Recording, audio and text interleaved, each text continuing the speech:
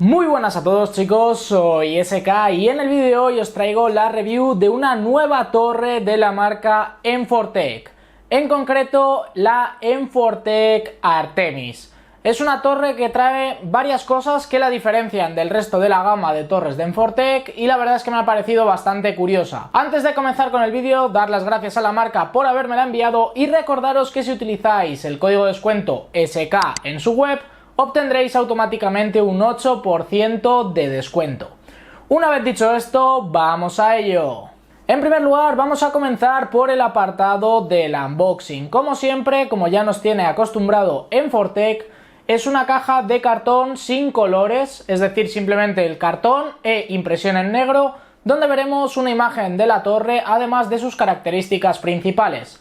Una vez abierta esta caja nos encontramos como siempre a ambos lados de la caja protectores de poliespam y la propia torre viene envuelta en un plástico protector. Básicamente con esto hemos acabado el apartado del unboxing, así que vamos a pasar a ver las principales características de esta torre.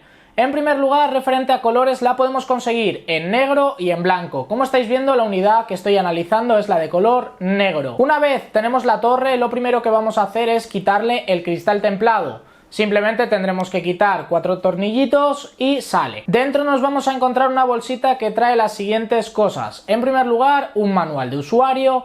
En segundo lugar, una bolsita con tornillería, unas pocas bridas. Algo que me ha llamado la atención es que también nos trae una gamuza para limpiar este cristal templado. Y por último, algo que también me ha llamado la atención es que trae como una cubierta de estas para un slot PCI Express. Muy bien, una vez visto esto, vamos a pasar a hablar de las características de la torre. Nos encontramos ante una Mid Tower de 40 x 21 x 45 centímetros. Todo ello en un peso de 5,5 kilos. Referente a materiales, básicamente tenemos tres. En primer lugar, el cristal templado, que ya lo habéis visto.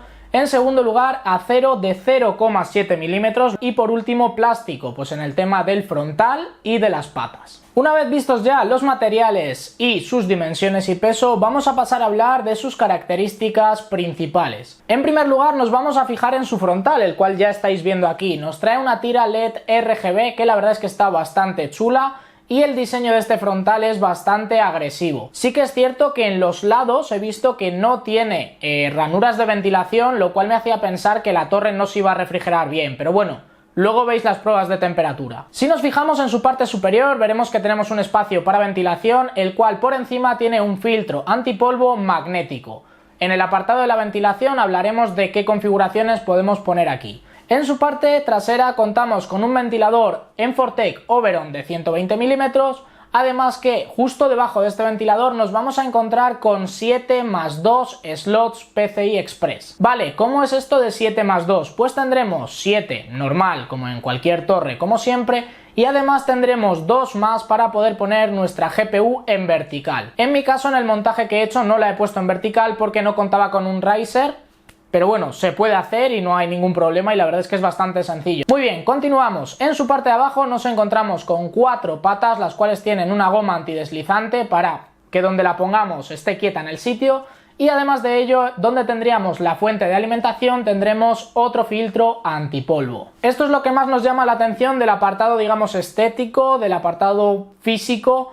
Ahora vamos a pasar a hablar un poquito de especificaciones. En primer lugar, vamos a hablar de su panel frontal, en el cual contamos con una serie de conexiones, las cuales son dos USBs 2.0, un USB 3.0, las conexiones de audio, 2 jacks de 3.5, además de 3 botones, uno para cambiar el modo LED, otro para hacer el reset y otro para encender nuestro PC. Ya que estamos con el panel frontal, vamos a hablar también de ventilación, posibilidad de líquidas y demás. En su parte frontal podemos poner hasta 3 ventiladores de 120 milímetros, lo cual en tema de radiadores sería un radiador de máximo 360 milímetros. En su parte superior repetimos esto mismo, es decir, un máximo de 3 ventiladores de 120 milímetros o un radiador de 360 como máximo. Si quisiésemos poner 2 de 140 tanto en el frontal como en la parte superior también podríamos, no habría ningún tipo de problema.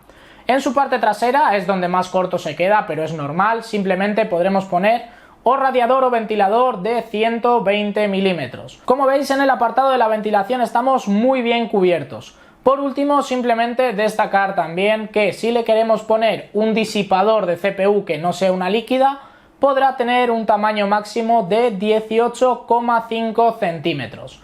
Referente a gráfica tenemos bastante espacio, podremos poner una gráfica de hasta 33,5 centímetros. Y por último, referente a fuente de alimentación, admite fuentes de alimentación de hasta 215 milímetros. Referente a su interior, contamos con compatibilidad para placas base ATX, micro ATX, ITX y eATX. Referente al almacenamiento, la verdad es que también ha habido algo que me ha sorprendido. En primer lugar, vamos a hablar de las bahías para discos de 3,5 pulgadas. En las torres de Enfortec que he analizado hasta ahora, pues simplemente era una bahía la cual tú tenías que desatornillar de abajo, sacarla, poner tu disco, atornillar tu disco y volver a atornillarla a la torre. Ahora este sistema ha cambiado, es más plug and play. Las bahías que tiene se pueden extraer, tienen como un plástico, un soporte, podemos poner ahí nuestro disco y meter ese plástico soporte y ya está. Este sistema lo había visto en otras torres que eran de otras marcas, pero parece ser que Enfortec lo ha empezado a implementar. Esto es algo muy positivo y que os va a facilitar bastante la vida a la hora de montarlo. Además de ello, contamos también con dos slots para discos de 2,5 pulgadas, por lo cual podremos tener un total de 4 discos, digamos, anclados a la torre, además de los M2 que admita nuestra placa. Por último, un apartado a destacar que me ha gustado muchísimo es todo el espacio que tenemos para almacenar cables. Es algo que valoro muchísimo, que haya espacio entre la tapa y el chasis, digamos, porque hay muchas torres que esto no lo tienen y la verdad es que se te hace bastante complicado meter cable. De hecho, en esta torre me hubiese atrevido sin ningún problema a meter cables alargadores para hacerla más bonita y demás sin ningún tipo de problema. Una vez dicho esto, os voy a enseñar unas pequeñas pruebas que he hecho para que veáis cómo funciona esta torre de serie, es decir, únicamente con el ventilador Oberon que trae. He hecho un montaje, el cual es una placa base X570, un Ryzen 3600 con su cooler de stock y 16 GB de RAM. Referente a gráfica he utilizado una RX 470. Muy bien, con este equipo montado y ya os digo, con el cooler de stock, lo primero que he hecho ha sido pasarle Prime 95, obteniendo unas temperaturas máximas tras unos 10 o 15 minutos de test de 77 grados. ¿Es una temperatura alta? Pues es bastante alta, pero también tenemos que tener en cuenta que estoy usando el cooler de stock de este Ryzen 3600, que ni siquiera es el cooler de stock bueno, digamos.